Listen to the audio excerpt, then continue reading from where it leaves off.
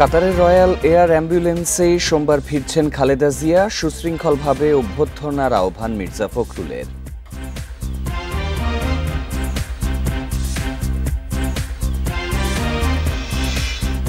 ঐকমত্য কমিশন কারো প্রতিপক্ষ নয় বললেন আলী রিয়াজ। দ্রুত নির্বাচন দেওয়ার দাবি জাতীয়তাবাদী সমমনা জোটের।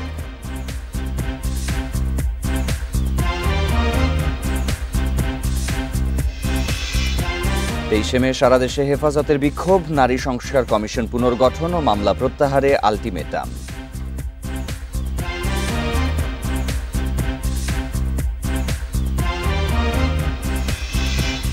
এক মাসের মধ্যে এনসিডি কর্নারে ওষুধ সংকটের শঙ্কা, ঝুঁকিতে পড়তে পারে 11 লাখ রোগী।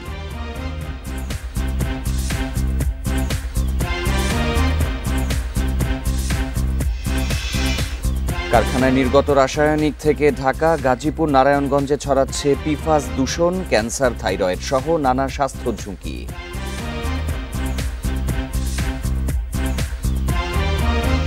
বান্ডেল থাকলে প্রতি সেনমানিতে টাকা বাঁচবে। বিকাশ সেনমানি বান্ডেল কিনে জিতুন প্রতি লেনদেনে। বিরতিহীন রাত 9টায় বাংলাদেশের শিরোনাম শুনছিলেন। পুরো খবর নিয়ে আছি সাফাত বিন ফরিদ। কাতার সরকারের রয়্যাল এয়ার অ্যাম্বুলেন্সে সোমবার দেশে ফিরছেন বিএনপি চেয়ারপারসন বেগম খালেদা জিয়া।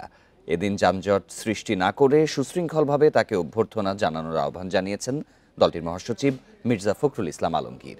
শনিবার সন্ধ্যায় গুলশানে বিএনপি চেয়ারপারসনের কার্যালয়ে প্রতিনিধি সভা শেষে ব্রিফিংয়ে এই তথ্য জানান দলটির মহাসচিব।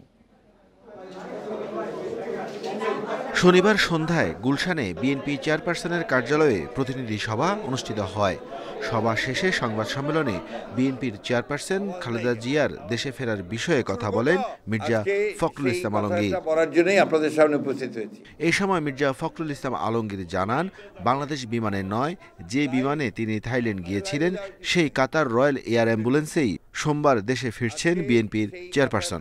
যে আগামী 5 তারিখে দেশনেত্রী বেগম খালেদা জিয়া একটি বিশেষ বিমানে, সম্ভবত সেটা আমরা যেটা আশা করছিলাম যে বিমানে তিনি গেছেন, অর্থাৎ আপনার কাতারের রয়্যাল অ্যাম্বুলেন্স, সেই অ্যাম্বুলেন্সের ফ্লাইটেই তিনি আমাদের দেশে, আমাদের মাঝে আবার ফিরে আসবেন। এদিকে খালেদা জিয়ার দেশে ফেরা উপলক্ষে নেতাকর্মীদের নির্দেশনা দেন মির্জা ফখরুল। বিমানবন্দর থেকে বাসভবন ফিরোজা পর্যন্ত কোনো ধরনের বিশৃঙ্খলা তৈরি না করে দলীয় প্রধানকে অভ্যর্থনা জানানোর আহ্বান জানান তিনি। শৃঙ্খলা সহকারে রাস্তার দুই ধারে কোনো যানজট সৃষ্টি না করে তারা তাদের নেত্রীকে, এই মহান নেত্রীকে তারা অভ্যর্থনা জানাবেন। আমরা যেটা সাজেস্ট করেছি যে এক হাতে জাতীয় পতাকা, আরেক হাতে দলীয় পতাকা দিয়ে আমরা তাকে অভ্যর্থনা জানাবো। প্রায় 4 মাস লন্ডনে চিকিৎসা শেষে সোমবার দেশে ফিরছেন বেগম জিয়া। সঙ্গে ফিরছেন তার 2 ছেলের বউ ডাক্তার জুবাইদা রহমান ও শর্মিলা রহমান। Arafatur Rahman, Independent News, Dhaka. জাতীয় ঐকমত্য কমিশন কারো প্রতিপক্ষ নয় বলে মন্তব্য করেছেন এর সভাপতি ডক্টর আলী রিয়াজ। দেশের স্বার্থে রাজনৈতিক দলগুলো নিজেদের অবস্থান থেকে ছাড় দেবে বলে আশা প্রকাশ করেন তিনি। সকালে জাতীয় সংসদ ভবনে 12 দলীয় ঐক্যজোটের সঙ্গে সংলাপের আগে একথা বলেন তিনি। এদিকে দ্রুত নির্বাচন দিয়ে ক্ষমতা হস্তান্তরের আহ্বান জানায় জাতীয়তাবাদী সমমনা জোট। শনিবার সকালে জাতীয় সংসদের এলডি হলে জাতীয় ঐকমত্য কমিশনের বৈঠকে যোগ দেন জাতীয়তাবাদী সমমনা জোটের নেতারা। সংলাপের আগে কমিশনের সহসভাপতি আলী রিয়াজ জানান, 6 মাসের মধ্যে জাতীয় সনদ তৈরি করতে চান তারা। এজন্য রাজনৈতিক দল ও জোটকে যার যার অবস্থান থেকে ছাড় দেওয়ার আহ্বান জানান তিনি। জাতীয় ঐকমত্য কমিশন আপনাদের অবশ্যই প্রতিপক্ষ নয়, অবশ্যই আমরা সকলে মিলেই চেষ্টা করছি, সেই চেষ্টা অব্যাহত থাকবে। সেই চেষ্টারই অংশ হিসেবে আজকে আমরা এখানে একত্রিত হয়েছি। আলোচনা অন্যান্য রাজনৈতিক দলের সঙ্গে হবে এবং তার মধ্য দিয়ে আমরা অগ্রসর হব। আবারও বলি যে আমাদের লক্ষ্য হচ্ছে সুনির্দিষ্ট নির্ধারিত সময়ের মধ্যে একটি জাতীয় সনদ তৈরি করা। পরে জাতীয়তাবাদী সমমনা জোটের সমন্বয়ক ফরিদুজ্জামান ফরহাদ বলেন, আগে জাতীয় নির্বাচন দিতে হবে, নির্বাচিত সরকার স্থানীয় নির্বাচন আয়োজন করবে। এছাড়া একজন টানা 2 বার প্রধানমন্ত্রী হতে পারবে বলে মত দেন তারা। আগে জাতীয় নির্বাচন হতে হবে, স্থানীয় নির্বাচন হবে না। জাতীয় নির্বাচনে হওয়ার পর সেই পার্লামেন্ট স্থানীয় নির্বাচন করবে। আর আমরা আবার একটা প্রস্তাব করেছিল একসাথে জাতীয় নির্বাচন এবং স্থানীয় নির্বাচন করা যায় কিনা। আমরা এটাতেও বলেছি যে ইলেকশন কমিশনই বলেছে বাংলাদেশে একসাথে জাতীয় নির্বাচন এবং স্থানীয় নির্বাচন হওয়া সম্ভব নয়। এই জোট বলছে অনির্বাচিত সরকারের বেশি দিন ক্ষমতায় থাকা ঠিক নয়। কমিশনের 166টি প্রস্তাবের 112টিতে একমত তারা, দ্বিমত 26টিতে এবং 28টিতে আংশিক একমত। Khaled Raihan, independent News, Dhaka. 4 দফা দাবিতে 23 মে সারা দেশে বিক্ষোভ কর্মসূচি পালন করবে হেফাজতে ইসলাম। শনিবার রাজধানী সোহরাওয়ার্দী উদ্যানের মহাসমাবেশ থেকে এই ঘোষণা আসে। এ সময় নারী বিষয়ক সংস্কার কমিশন পুনর্গঠনের দাবি জানান হেফাজত নেতারা। পাশাপাশি হেফাজতের নেতাকর্মীদের বিরুদ্ধে সব মামলা আগামী 2 মাসের মধ্যে প্রত্যাহারে সরকারকে সময় বেঁধে দেন তারা। সকাল 9টার আগেই রাজধানীর সোহরাওয়ার্দী উদ্যানে হেফাজত ইসলামের নেতাকর্মীদের পদচারণা। পূর্ব নির্ধারিত সময় অনুযায়ী সকাল 9টায় শুরু হয় মূল সমাবেশ।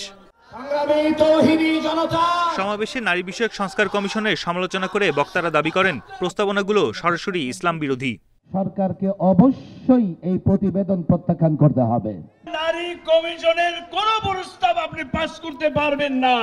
সমাবেশে পাঠ করা হয় ঘোষণাপত্র।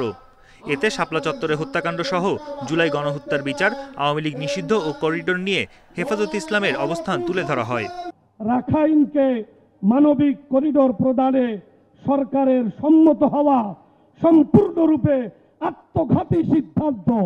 অদূরদর্শী সিদ্ধান্ত থেকে সরকারকে অবশ্যই অনতিবিলম্বে ফিরে আসতে হবে। সমাবেশে যোগ দেন আমার দেশ পত্রিকার সম্পাদক ও এনসিপি নেতা। ফ্যাসিবাদের বিরুদ্ধে সোচ্চার থাকার আহ্বান তাদের, অপ্রয়োজনীয় সংস্কার বাদ দেওয়ার আহ্বান তাদের। ডক্টর ইউনূস সরকারের প্রতি আমার একটি প্রশ্ন আছে যে আপনারা কেন অপ্রয়োজনীয় ইস্যু তৈরি করছেন? নারী কমিশন করবার জন্য জুলাই বিপ্লবের তরুণেরা জীবন দেয় নাই। আওয়ামী লীগকে নিষিদ্ধ করতে হবে, কোনো কিন্তু অথবা নেই। আচ্ছা দেখছি এরকম কিছু নেই, আওয়ামী লীগকে নিষিদ্ধ করতেই হবে। নারী সংস্কার কমিশন ইসলাম বিরোধী দাবি করে হেফাজত নেতা মামুনুল হক বলেন, ধর্মীয় অনুভূতিতে আঘাত দেওয়ার কারণে কমিশনকে বিচারের মুখোমুখি করতে হবে। এ সময় হেফাজত নেতাকর্মীদের মামলা প্রত্যাহারে সরকারকে সময় বেঁধে দেন তিনি। সকল কারাবন্দী মুসলিম নবী প্রেমিকদেরকে অবিলম্বে মুক্তি প্রদান করতে হবে। বাংলার রাজনীতিতে এই ফ্যাসিবাদী শক্তিকে পুনর্বাসিত করবার পায়ে তারা চালায়, তাদের সঙ্গে আমরা লড়াই করব ইনশাআল্লাহ। নারী সংস্কার কমিশন বাতিল, বহুতত্ত্ববাদ বাতিল, মামলা প্রত্যাহার ও মুসলমানদের নির্যাতনের বিরুদ্ধে 23 মে সারা দেশে বিক্ষোভের ডাক দিয়েছে হেফাজতে ইসলাম। বন ইবনে কামাল, ইন্ডিপেন্ডেন্ট নিউজ, ঢাকা। জুনে 9 ফেব্রুয়ারি থেকে এপ্রিলের মধ্যে নির্বাচন হওয়া উচিত বলে মন্তব্য করেছেন জামায়াতের আমির ডাক্তার শফিকুর রহমান। সকালে রাজধানীতে জেলা ও মহানগর পর্যায়ের আমির সম্মেলনে এই মন্তব্য করেন তিনি। এ সময় তিনি মন্তব্য করেন, নারী সংস্কার কমিশনের বেশ কিছু সুপারিশ কুরআন হাদিসের সাথে সাংঘর্ষিক, যা সমাজে বিশৃঙ্খলা তৈরি করবে। ফেব্রুয়ারি মাস সোজা শুরু হওয়ার আগে দীর্ঘ 14 বছর পর শনিবার মগবাজারে জেলা ও মহানগর আমির সম্মেলনের আয়োজন করে জামাত ইসলামী। উদ্বোধনী বক্তব্যে ফ্যাসিস্ট সরকারের দুর্নীতির শ্বেতপত্র প্রকাশের দাবি জানান দলটির আমির। রাজনৈতিক বক্তব্য দিতে হলে এ সময় নারী সংস্কার কমিশনের সুপারিশের সমালোচনা করেন জামাতের আমির। বলেন, ধর্মকে কেন্দ্র করে জাতিকে বিভক্ত করা যাবে না। পেশি শক্তি এবং কালো টাকার প্রভাব থেকে মুক্ত করার জন্য আমরা বলেছি পিআর সিস্টেমে নির্বাচন হতে হবে। আনুপাতিক প্রতিনিধিত্ব হিসাবেই সেখানে যাবে লোকেরা। ভোট যে যত % পাবে সেই হারে সে আসন পাবে। এতে করে কোনো দলকে ছোট এবং বড় বলার কারো সাহস হবে না। আগামী বছরের এপ্রিলের মধ্যে নির্বাচনের দাবি করেন জামাতের আমির। অন্তর্বর্তী সরকারের যেসব উপদেষ্টা রাজনীতি করতে চান তাদের ক্ষমতা ছাড়ার আহ্বান জানান তিনি। বলেন, নির্বাচনকে প্রভাবমুক্ত রাখতে সংসদে আনুপাতিক হারে আসন বরাদ্দ করতে হবে। আমরা মনে করি সরকারের ঘোষিত সময়ের ভিতরে সংস্কার সাধন করে নির্বাচন সম্ভব। এর জন্য দুটি সময়কে আমরা উপযুক্ত মনে করি। একটি হচ্ছে ফেব্রুয়ারি মাস সোজা শুরু হওয়ার আগে, আরেকটি হচ্ছে যদি কোনো কারণে এই সময়ের ভিতরে সংস্কারগুলো এবং বিচারের দৃশ্যমান প্রক্রিয়া জনমনে আস্থা সৃষ্টির পর্যায়ে না আসে, তাহলে ম্যাক্সিমাম এপ্রিল পার হওয়া উচিত নয়। 5 আগস্টের পর কোনো রাজনৈতিক দলের নেতাকর্মীদের নিয়ন্ত্রণে সরকার ব্যর্থ হয়েছে বলে অভিযোগ করেন ডাক্তার শফিকুর রহমান। ইকরামুল কবির, ইন্ডিপেন্ডেন্ট নিউজ, ঢাকা। বুয়েট শিক্ষার্থী আবরার ফাহাদ হত্যা মামলায় 20 জনের মৃত্যুদণ্ড, 5 জনের যাবজ্জীবন কারাদণ্ডের আদেশে হাইকোর্টের 131 পৃষ্ঠার পূর্ণাঙ্গ রায় প্রকাশ করা হয়েছে। এছাড়া শিবিরের রাজনীতিতে জড়িত থাকার অভিযোগে আবরার ফাহাদকে হত্যা করা হয়েছে বলেও জানায় হাইকোর্ট। গত 16 মার্চ আসামিদের ডেথ রেফারেন্স ও আপিল শুনানি শেষে বিচারপতি একে মাসাদুজ্জামান ও বিচারপতি সৈয়দ এনায়েত হোসেনের সমন্বয়ে গঠিত হাইকোর্ট বেঞ্চ এই রায় দেন। 2019 সালের 6 অক্টোবর বুয়েটের শেরেবাংলা হলে তড়িৎ ও ইলেকট্রনিক প্রকৌশল বিভাগের 2য় বর্ষের ছাত্র আবরার ফাহাদকে পিটিয়ে হত্যা করে ছাত্রলীগের নেতাকর্মীরা। এই ঘটনায় আবরারের বাবা বরকতুল্লাহ চকবাজার থানায় মামলা করেন। মামলায় 2021 সালের 8 ডিসেম্বর রায় দেন ঢাকা দ্রুত বিচার ট্রাইব্যুনাল 1।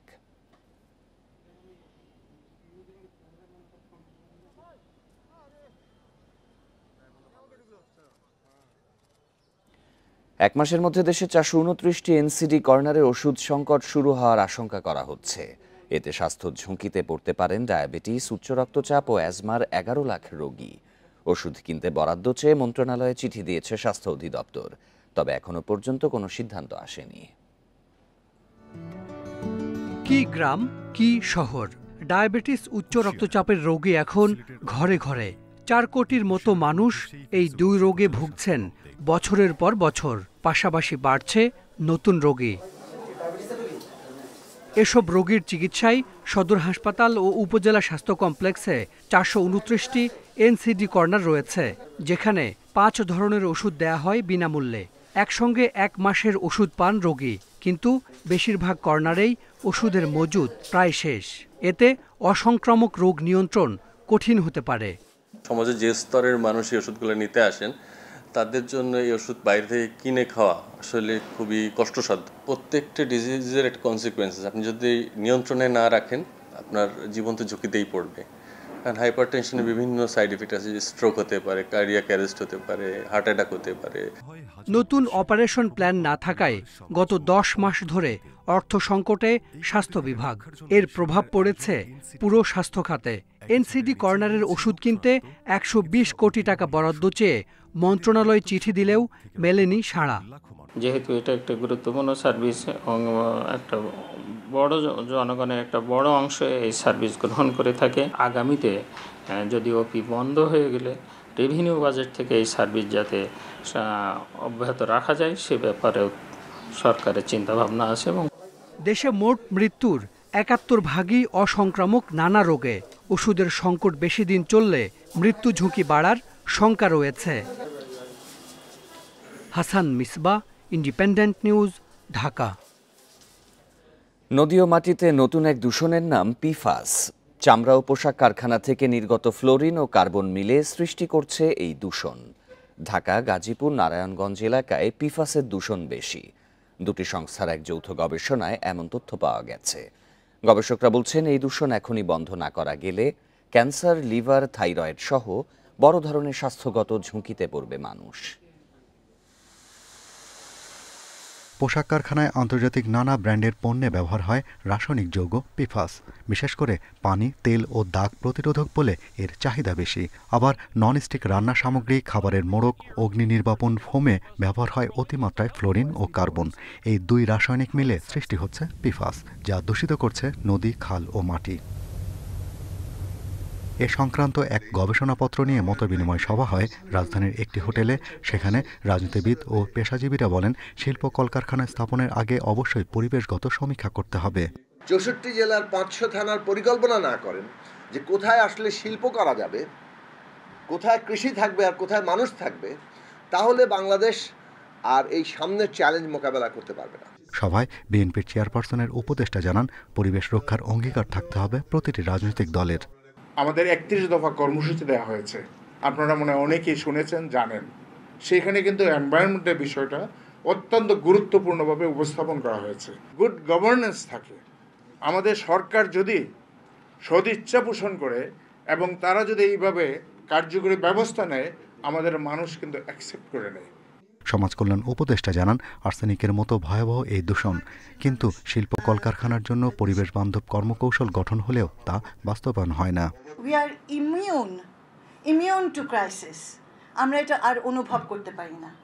আমার দেশের মানুষ আর্সেনিকে মারা যায়, আমার দেশের মানুষ দূষিত পানি, নানান রকমের দূষিত পানি এবং খাদ্যে মারা যায়। আমরা তো সারাক্ষণ ওটার ভিতরেই বাস করছি, কোটি কোটি টাকা খরচ করি, অথচ আমরা ঠিক কাজটা ঠিক সময় করি না। পিফাস আমদানি বন্ধ ও এর বিকল্প রাসায়নিক ব্যবহার নিশ্চিতের দাবি জানান আলোচকেরা। Shahriar Anirban, Independent News, Dhaka. কৃষিতে ভর্তুকি অব্যাহত রাখতে চায় সরকার। প্রয়োজনে দাতা সংস্থা IMF এর শর্ত না মেনে এই খাতে সুবিধা দেয়া হবে বলে জানান প্রধান উপদেষ্টার বিশেষ সহকারী আনিসুজ্জামান চৌধুরী।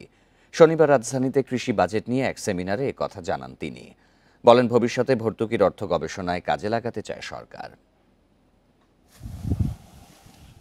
দেশের অর্থনীতির একটি গুরুত্বপূর্ণ খাত কৃষি। খাদ্য নিরাপত্তা নিশ্চিতে একমাত্র অবলম্বন এই খাতটি। বর্তমানে দেশের জিডিপিতে যার অবদান প্রায় 12%।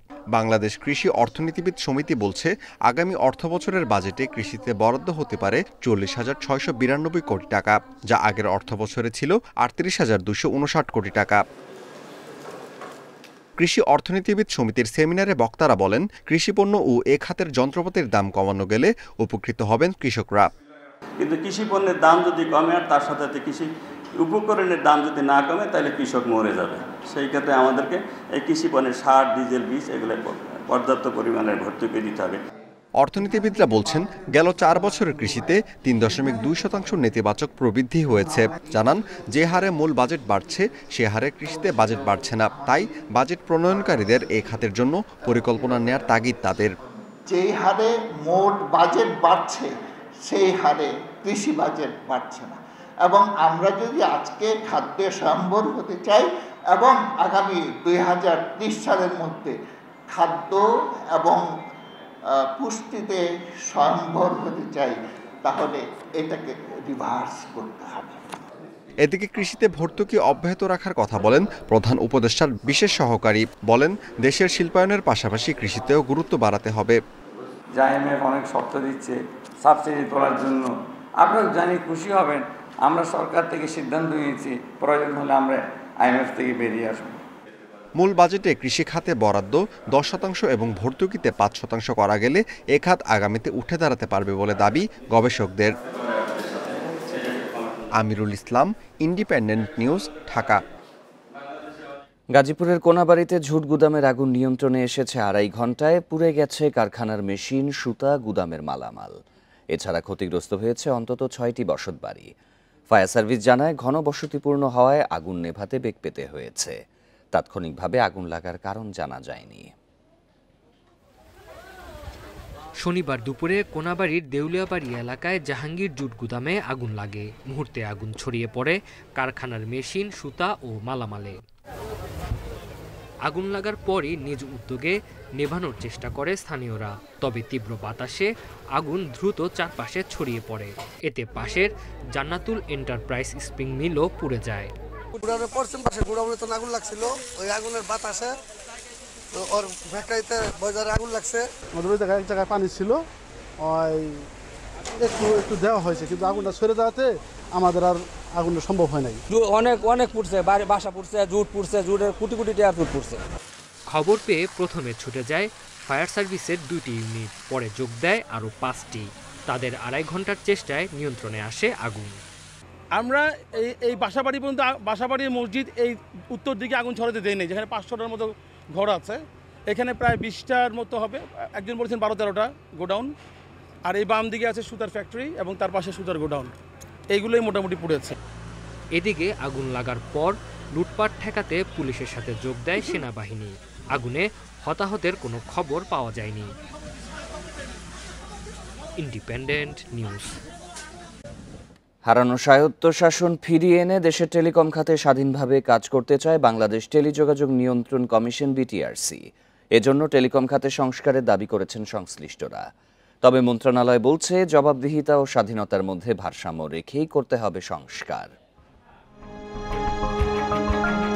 নিরাপত্তার নামে কখনো রাজনৈতিক প্রতিপক্ষের ফোনে আড়ি পাতা, কখনো কর্মসূচি দমাতে নির্দিষ্ট এলাকায় ইন্টারনেট সংযোগ বন্ধ। সবশেষ 24 জুলাইয়ে দেশব্যাপী ইন্টারনেট বন্ধ করে চালানো হয় নির্মম হত্যাযজ্ঞ। টেলিযোগাযোগ খাতকে জিম্মি করে এমন বহু ঘটনা ঘটে স্বৈরাচার হাসিনা শাসনামলে। অন্যদিকে লাইসেন্সের জন্য বিনিয়োগকারীদের ধর্ণা দিতে হতো মন্ত্রণালয়ে। কাজের স্বাধীনতা কেবল নামে, নিয়ন্ত্রণ সংস্থা বিটিআরসি পরাধীন এখনও, যার পেছনে দায়ী টেলিযোগাযোগ আইনের 2010 সালের সংশোধনী, যেখানে কমিশনের সিদ্ধান্ত গ্রহণে সরকারের নির্দেশনা মানার বাধ্যবাধকতা জুড়ে দেওয়া হয়। সীমিত করা হয় স্বাধীনতা। লাইসেন্স ইস্যু ও বাতিলে কমিশনকে সরকার থেকে অনুমোদন নিতে হবে। ক্ষমতার পট পরিবর্তনের পর স্বায়ত্তশাসন ফিরে পেতে 16 এপ্রিল ডাক, টেলিযোগাযোগ ও তথ্য প্রযুক্তি মন্ত্রণালয়ে চিঠি দিয়েছে বিটিআরসি। চেয়ারম্যান জানান 2010-এ সংশোধনী বাতিল করে 2001-এর আইনে সময়োপযোগী পরিবর্তন আনতে হবে। এই পুরো সংস্কারে যদি টেকসই করতে হয়, আমরা যদি এই রেগুলেটরের নিয়ন্ত্রণের স্বাধীনতাটা স্টাবলিশ করতে না পারি, এই সংস্থাগুলো টেকসই হবে না। কারণ আবার আগের মতো ইনফ্লুয়েন্স করার একটা সুযোগ থেকে যাবে। তবে টেলিযোগাযোগ মন্ত্রণালয় সংক্রান্ত প্রধান উপদেষ্টার বিশেষ সহকারী ফয়েজ আহমেদ তৈয়ব জানান, বিটিআরসির জবাবদিহিতা ও স্বাধীনতার মধ্যে ভারসাম্য রেখে সংস্কার চায় সরকার। তবে ইন্টারনেট বন্ধ করার মতো যেন মানবাধিকার লঙ্ঘন আর না হয়। লাইসেন্সিং এবং পলিসি বিষয়ে সরকারের যে 6টা কোম্পানি আছে মন্ত্রণালয়ের আন্ডারে এবং 10টা দপ্তর সংস্থা আছে, এদের স্বার্থ সংশ্লিষ্ট বিষয়ে বিটিআরসি মন্ত্রণালয়ের পূর্বানুমতি চাইবে, আর বাকি সব বিষয়ে বিটিআরসি স্বাধীনভাবে ফাংশন করবে। প্রযুক্তি বিশেষজ্ঞরা বলছেন, যথাযথ সংস্কার করা গেলে বিনিয়োগকারী এবং ব্যবহারকারী উভয়ই লাভবান হবে। ইন্টারনেটের মূল্য হ্রাস ঘটবে এখান থেকে, এবং কোয়ালিটি অফ সার্ভিসেস অনেক ইমপ্রুভ করবে। তার এটা হচ্ছে একটা স্টেপ। এরপরে দরকার হচ্ছে এখানে কত বেশি ডিজিটাল সার্ভিসেসকে আমরা অনবোর্ড করতে পারবো। টেলিযোগাযোগ খাত আর কখনো রাজনৈতিক পক্ষপাতদুষ্ট হবে না, প্রত্যাশা সংশ্লিষ্টদের। ইকরামুল কবির, ইন্ডিপেন্ডেন্ট নিউজ, ঢাকা। যাত্রী চাহিদা থাকার পরও ঘুরে দাঁড়াতে পারছে না বেসরকারি বিমান খাত। 28 বছরে দেশে বন্ধ হয়েছে 13টি এয়ারলাইন্স। সাময়িকভাবে বন্ধ আছে নভ এয়ারের ফ্লাইট। জ্বালানির উচ্চমূল্য, অতিরিক্ত সারচার্জ ও নীতি সহায়তার অভাবে সংকটে পড়েছে এই খাত। বিশ্লেষকরা বলছেন, দেশে এভিয়েশন পলিসি ব্যবসা বান্ধব না হলে বেসরকারি এয়ারলাইন্সের জায়গা দখল করবে বিদেশি সংস্থাগুলো। দেশের পর্যটন খাতের বিকাশ ও অর্থনৈতিক সমৃদ্ধির সঙ্গে চাহিদা বাড়ে অভ্যন্তরীণ ও বৈদেশিক বিমান যাত্রার। 1997 সাল থেকে দেশের আকাশে প্রথম ডানা মেলে বেসরকারি এয়ারলাইন্স। দীর্ঘ 28 বছরের যাত্রায় মসৃণ ছিল না এ পথ চলা। এ সময় air Parabat, GMG, United air সহ 16টি বেসরকারি বিমান পরিচালিত হলেও নানা জটিলতায় বন্ধ হয়ে গেছে 13টি। 12 বছরের এই পথচলায় লোকসানের ভারে ইতি টানতে যাচ্ছে নভ এয়ারও। এ পরিস্থিতিতে বিনিয়োগকারী না পেলে আনুষ্ঠানিক ঘোষণা দিয়ে যে কোনো সময় বন্ধ হয়ে যাবে প্রতিষ্ঠানটি। এখানে প্রাইভেট এয়ারলাইন টিকে থাকার মতো পরিবেশ নেই, পলিসি সাপোর্ট নাই, খুবই হাই লেভেল অফ ট্যাক্সেস সবকিছুর মধ্যে। দেশি বিনিয়োগকারী খুঁজছি যদি কেউ করে আর কি, আর নইলে আমরা ওই আমাদের প্লেনগুলো বিক্রি করে দিই, বন্ধ করে। পলিসিগত যেসব সমস্যা আছে, আমাদের যেসব চার্জগুলোকে রিডিউস করার সুযোগ আছে, সেই কাজগুলো যেন সরকার আমাদের পাশে থেকে করে দেন, এবং আমরা আসলে বলবো যে বিদেশি এয়ারলাইন্সের সাথে একটা ইন্টারন্যাশনাল এয়ারলাইন্স হিসেবে আমরা যেন আসলে সেই জায়গাটা অবস্থান নিতে পারি। খাত সংশ্লিষ্টরা বলছেন, জ্বালানির উচ্চমূল্য, সময়োপযোগী নীতিমালা না থাকা, আমদানি যন্ত্রাংশে বাড়তি করসহ নানা কারণে বেসরকারি বিমানের ব্যবসায় টিকে থাকা চ্যালেঞ্জ হয়ে উঠেছে। পাশাপাশি অতিরিক্ত সারচার্জে দেনার চাপে অনেক এয়ারলাইন্স দেউলিয়া হচ্ছে। স্ট্রাকচারও কিন্তু ভেরি হাই, তাদের স্পেয়ার পার্টস আনার ব্যাপারে যে ধরনের অ্যাডভান্স ইনকাম ট্যাক্সের ব্যাপার আছে, ভ্যাট আছে, এই জিনিসগুলো কিন্তু এয়ারলাইন্সগুলোকে আস্তে আস্তে পঙ্গু করে দিচ্ছে। বিনিয়োগ বান্ধব পরিবেশ তৈরির চেষ্টা চলছে বলে জানান বেবিচক চেয়ারম্যান। আমরা চাই যে জেনারেল এভিয়েশনটাকে আরও ফ্লাওয়ারিশ করুক, আরও বাড়ুক। কমলে তো আমার বেনিফিট নেই, সো বাড়ুক। সেই জন্য আমরা রেগুলেশনগুলো এইভাবে জনবান্ধব করি বা এয়ারলাইন্স বান্ধব বা এগুলো করি। বিশ্লেষকরা বলছেন, সরকারি নীতি সহায়তার অভাবে টিকতে না পারলে বিদেশি এয়ারলাইন্সের হাতে চলে যাবে এ খাতের ব্যবসা। এতে ক্ষতিগ্রস্ত হবে দেশের অর্থনীতি। তৌহিদ রানা, ইন্ডিপেন্ডেন্ট নিউজ, ঢাকা। গ্রীষ্মের খরতাপে শহর সেজেছে বাহারি ফুলে। নগরীর পার্ক, উদ্যান, লেকের পাড় থেকে শুরু করে বিশ্ববিদ্যালয় ক্যাম্পাস, এমনকি সড়কের পাশ জুড়ে ফুটছে কৃষ্ণচূড়া, জারুল, কনকচূড়া, পালান ফুল। নাগরিক মনে দিচ্ছে দোলা। খরতাপের মৌসুমে প্রশান্তি আনে কৃষ্ণচূড়া, তার রক্তরাঙা আভায় রঙিন করে রাখে চারপাশ। রাজধানীর সংসদ ভবন এলাকার ক্রিসেন্ট লেকের সড়ক ছেয়ে আছে লাল টুকটুকে কৃষ্ণচূড়ায়। সূর্যের তাপ যত প্রখর ততই তীব্র হয় জারুলের রং, তাই গ্রীষ্মে প্রকৃতি মাতিয়ে রাখে আর এর রেশ থেকে যায় বর্ষা পেরিয়ে শরৎ পর্যন্ত। হাতিরঝিল ও মণিপুরি পাড়ার আঁকা বাঁকা সড়কের ধারে স্বর্ণালী কনকচূড়া, রোদ ঝলমলে পাপড়িতে যেন সোনা ঝরছে। ছায়াবিথির এমন আহ্বানে ছুটির দিনে ঘর ছাড়া নগরবাসী। প্রতিদিনের ব্যস্ত সূচি পাশ কাটিয়ে রাজধানীবাসী এসেছেন প্রকৃতির রঙে হারিয়ে যেতে। চারিদিকে ফুল ফুটছে, যার জন্য আসলে ভাবছি যে ছুটির দিন একটু ঘুরে আসি, ফুল টুল দেখে আসি। আসলে এসে খুব মন ভালো লাগতেছে, ফুল দেখলে আসলে সবারই মন ভালো হয়ে যায়। ছুটির দিন সব বোনরা মিলে আসছি এখানে ঘুরতে, ছবি তুলবো, সেজে গুজে আসছি এর জন্য। কৃষ্ণচূড়া ফুল দেখাচ্ছে রঙিন, মেয়েরাও একটু রঙিন ফুল নিয়ে ছবি তুলতে পছন্দ করে। সব মিলিয়ে এই জায়গাটা আসছি আজকে ছুটির দিনে, ছবি তুলবো, একটু ঘুরবো। হাইকোর্ট উদ্যান হাতিরঝিলে হিল্লোল তুলছে লাল সোনালু। এর আদি নিবাস মিয়ানমারে, তাই বার্মা সোনালু নামেও পরিচিত। নজর কাড়া এই ফুলটি সাধারণত গ্রীষ্মে ফোটে, থাকে বর্ষা পর্যন্ত।